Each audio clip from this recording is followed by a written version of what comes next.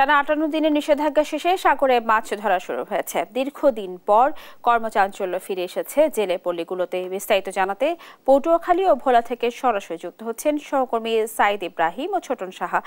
শুরুতে যাচ্ছি পটুয়াখালীতে। ইব্রাহিম, আপনি আমাদের জানাবেন কাঙ্ক্ষিত মাছ শিকার করা নিয়ে জেলেদের প্রতিক্রিয়া কেমন দেখছেন? ধন্যবাদ সেনা। যেমনটি বলেছিলেন, আপনি জানেন যে দীর্ঘ ৫৮ দিনের একটি অবরোধ ছিল মাছের উপরে, যার জন্য আসলে মাছ সংরক্ষণ, পরিবহন এবং সম্পূর্ণরূপে আপনার নিষিদ্ধ ছিল। এবং কাল রাত ১১:১ থেকে কিন্তু সমুদ্রে যাত্রা করেছে হাজার হাজার জেলে এবং সমুদ্রগামী যে জাহাজগুলো সেইগুলো। আমি কথা বলেছি মৎস্য বন্দরের মহিপুর আলিপুরে, সেখানে তারা আমাকে জানিয়েছেন যে তাদের মিনিমাম ৪-৫ হাজার যে সমুদ্রগামী যে ট্রলার সেগুলো ফিশিং ট্রলার সেগুলো গভীর সমুদ্রে গিয়েছেন। এছাড়া আজকে সকাল থেকে যে মাছগুলো আসছেন সেগুলো কিন্তু আসলে নদী বা সাগর মোহনায় যে ছোট ছোট ট্রলারগুলো ছিল সেই ট্রলারগুলো কিন্তু এসেছে এবং সেরকম আশানুরূপ মাছ কিন্তু তারা পায়নি।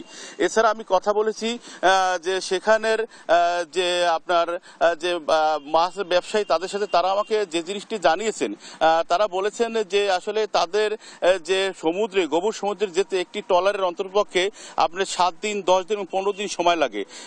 সেই ক্ষেত্রে কিন্তু তাদের যে রসদ যেটা দরকার, আসলে মূল জিনিস হলো বরফ। সেই বরফ অনেক বোটই এখন পর্যন্ত পায়নি। তার একটি কারণ হলো যে বিদ্যুতের ঘাটতি।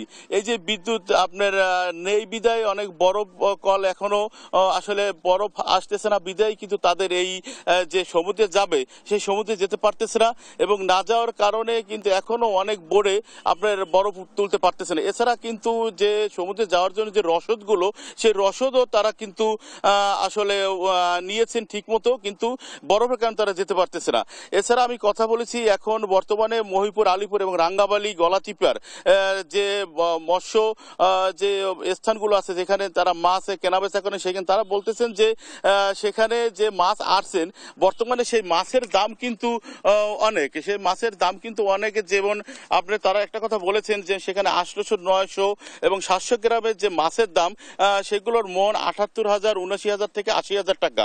এছাড়া ৫০০ গ্রাম থেকে ৬০০ গ্রাম যে মাছ সেগুলোর মন হলো ৫০,০০০ থেকে ৫২,০০০ টাকা। এছাড়া ৪০০ থেকে ৫৫০ গ্রামের যে মাছ তার মন হলো ৩৫,০০০, ৪৬,০০০ থেকে ৪৭,০০০ টাকা। এছাড়া ৪০০ গ্রামের নিচে যে মাছ তার মন হলো ৩০,০০০ টাকা থেকে ৩৫,০০০ টাকা। এখন আমাদের বোট গেছে, রাত্রে ১২টা বাজে গেছে, কিন্তু এই বোটগুলো এখনো আসে নাই। তবে আরো ২-৩ দিন লাগবে আসতে। আর ছোট ছোট বোটগুলো আসছে, তারা মাছ তেমন একটা পায় নাই, কিছু কিছু আর কি। ধন্যবাদ। যেমনটি শুনছিলেন, এই ছিল পটুয়াখালী থেকে মাছের উপর অবরোধ নিয়ে আমার কাছে এখন সর্বশেষ। আমরা ফিরে যাব ভোলাতে, সেখানে রয়েছে আমাদের সহকর্মী ছোটন শাহ।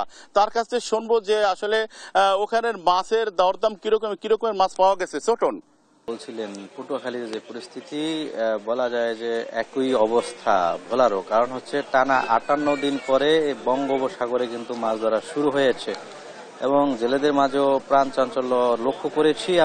আমরা দেখেছি সকাল থেকেই কিন্তু ফিশিং বোটগুলো কিন্তু সাগরের উদ্দেশ্যে রওনা করেছে মাছ ধরার উদ্দেশ্যে। জেলেদের প্রত্যাশা যে তারা যে মাছ শিকারে যাওয়ার পর তারা কাঙ্ক্ষিত পরিমাণ মাছ নিয়ে আবার ফিরবেন। যেহেতু টানা ৫৮ দিন মাছ ধরা শিকার বন্ধ ছিল, সেই হিসেবে তাদের যে পরিবার পরিজন নিয়ে তারা অনেকটা অনিশ্চয়তার মধ্যে পড়েছিলেন, অনেকটা সংকটে পড়েছেন। এবং এখন হচ্ছে তাদের সেই সংকট দূর করার স্বপ্ন তাদের চোখ মুখে। তারা ঝাঁকে ঝাঁকে ইলিশ পাবেন এবং সেই ইলিশ বিক্রির টাকায় তারা যে সংকটে ছিলেন সেই সংকট তারা দূর করবেন, এমনটি স্বপ্ন তাদের রয়েছে। তবে এখন পর্যন্ত বলা যাচ্ছে না যে আসলে কি পরিমাণ ইলিশ জেলেরা পাচ্ছেন। কারণ হচ্ছে প্রত্যেকটি যে খেয়া, এক একটি খেয়া দিতে তাদের ৭ থেকে ৮ দিন তাদের সময় লাগে। কারণ সাগরে গিয়ে তাদের আবার উপকূলের ঘাটে ফিরতে তাদের ৭ দিন সময় লাগে। সেই হিসাবে তখনই আসলে বলা যাবে যে